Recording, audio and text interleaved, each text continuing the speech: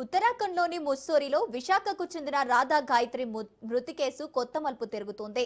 ఈ ఘటనపై స్పందించిన గాయత్రి మామ దుర్గప్రసాద్ కోడలి మరణం తమ కుటుంబానికి తీవ్ర విషాదాన్ని మిగిల్చిందని తెలిపారు.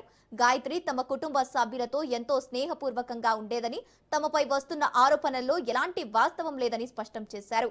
గాయత్రి శ్రీచరణ్ హనీమూన్ కు వెళ్లిన సమయంలో ముస్సోరిలోని హోటల్లో ఏం జరిగిందో తమకు తెలియదన్నారు. పోస్ట్ మార్టం నివేదిక వచ్చిన తర్వాతే ఘటనపై పూర్తి వివరాలు వెల్లడిస్తాయని, అప్పటి వరకు ఈ అంశంపై మాట్లాడదలుచుకోలేమని చెప్పారు. ముస్సోరి పోలీసులు విచారణ నిమిత్తం శ్రీచరణ్ ను పిలవడంతో ఆయన అక్కడికి వెళ్లినట్లు దుర్గప్రసాద్ వెల్లడించారు. గాయత్రిది 10వ రోజు ఆమె మరణించి సరే నిత్యకాలతో పాటు వాళ్ళ ధర్మోదకాలు ఆ రెండు కార్యక్రమాలు పూర్తి చేయడానికి వాళ్ళ రిలేటివ్స్ వాళ్ళంతా వచ్చున్నారు. ఆరోపణలే కదా, నిజాలు కాదు కదా. నిజమేమిటో మీకు తెలుసా? మీరు చూడలేదు, నేను చూడలేదు.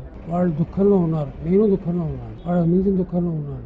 ఏం జరుగుతుందంటే దానికి మనం ఏం మాట్లాడలేము. మామూలుగా దుఃఖంతో ఉన్నవాడు మాట్లాడడం సహజం, అంత మాత్రమే తప్పని మనం అనుకోలేదు. తండ్రిగా నేను అదే నమ్ముతున్నాను. నా వైపు నుంచి మా అబ్బాయి ఏ తప్పు జరగలేదు అని నా ఉద్దేశం. వాళ్ళ వైపు నుంచి అల్లుడు అంటే బయటవాడు ఇంచేత మరి వాళ్ళు ఎలిగేషన్ వేస్తారు, సహజం. అది వెళ్దామని అనుకున్నాం మొదట, కానీ నేను అనుకున్న తర్వాత ఏంటంటే యంగ్ కపుల్ మధ్య మనం ఎందుకు హనీమూన్ మనకన్నీ హనీమూన్లు మిన్నీమూన్లు అన్నీ అయిపోయాయి. మనం వెళ్ళి వాళ్ళ ప్రైవసీని డిస్టర్బ్ చేయడమే కదా. అందుకని నేను డ్రాప్ అయ్యా. నేను మీ అమ్మ రాలేనైనా నువ్వు వెళ్ళరా అని చెప్పి పంపించాను.